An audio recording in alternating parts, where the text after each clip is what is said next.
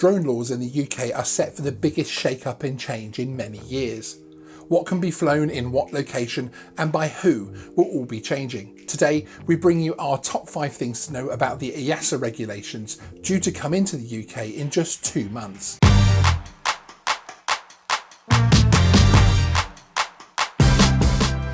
Hey everyone, my name is Sean and welcome to Geeksvana. Today we're bringing you the first video in our new EASA drone regulations series, focused on how it will impact drone flight in the UK. We have been covering this subject since my channel started over a year ago, and with the date for adoption of the new rules coming in just 2 months, we thought it was time to start breaking down the impact it will be having. To get more from this series, hit the subscribe button. New videos on this subject will be releasing regularly. So, today we're starting off with the conversation with what I feel are the top 5 things to know about the new EASA drone regulations. Now, I did use that word conversation because I want this to be a conversation with you, our viewers. Let me know in the comments what you think about the new regulations and if you have any questions. Your comments and interaction will form part of our future videos on this subject. I would also like to hear from our US viewers too. Do you think similar regulations could come into effect where you are? Let me know. Right, let's get into the top 5 things you should know about the UK EASA regulations. First up, when is it happening and what about Brexit? The date for implementation of the new rules has changed several times so far, mainly due to the worldwide pandemic and the strain this has put on governments across Europe. However, the current date of 31st December 2020 appears to be holding. The EASA regulations are being adopted by the UK CAA and will become their own regulations. This means it doesn't matter if the UK is part of the EU or if Brexit has been completed.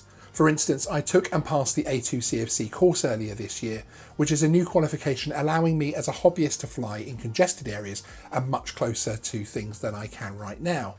The certificate issued was a UK CAA A2CFC, not issued directly by EASA. Therefore, whether we are part of the EU or EASA directly, the new rules will still be coming in. Although the way 2020 has been so far, don't count out that 5% chance the date could be bounced again. The second thing to know about the new UK EASA drone regulations is hobbyists can fly for money without a specific qualification. The new rules are changing to what is called risk-centric. This means the new regulations care more about the risk of your flight rather than why you're doing it. So a hobbyist will be able to charge money to fly their drone and capture footage. However, there are some limitations and caveats to this. It will not be the new Wild West with drones zipping everywhere filming weddings and car shows. The new regulations regarding airspace, drone class and separations will limit the unqualified hobbyist to some very specific flights. However, a drone operator in the UK with the A2CFC qualification with a C2 class drone will be able to earn from flights not even legally possible by UK hobbyists right now. There will also be the issue of insurance, which is likely to become more complicated when the first inexperienced drone camera flyer crashes into an expensive wedding limousine. We have a detailed video on how being paid for flying a drone will be changing in the UK. So again, if you're new here, subscribe to get the rest of this video series. The third thing to know about the changing drone regulations is what we will be flying. Initially, for the first 2 years of the new regulations being in place, this will not change too much. There will be a legacy period which will allow our drones to fly in certain airspace depending on the qualification of the drone flyer and the weight of the drone. After this 2-year legacy period, you will only be able to fly your existing drones in the A3 airspace, far from people.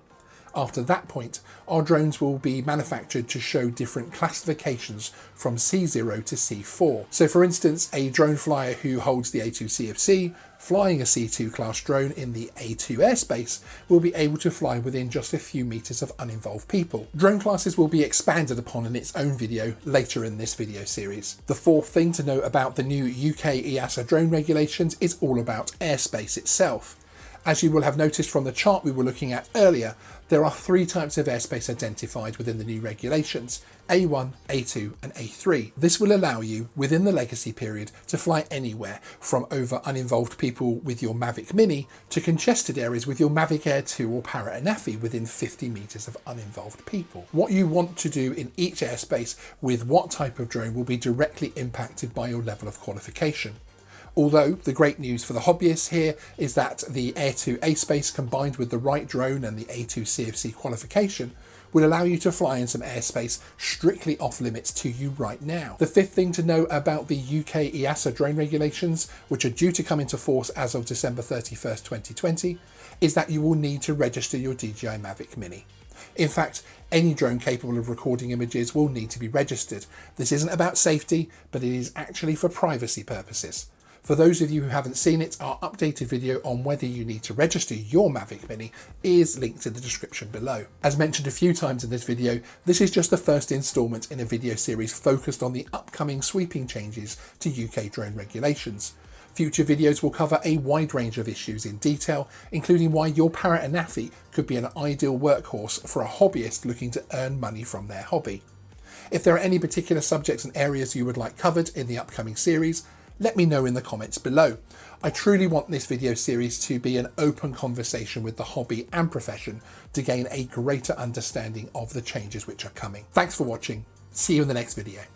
Please remember to like and subscribe.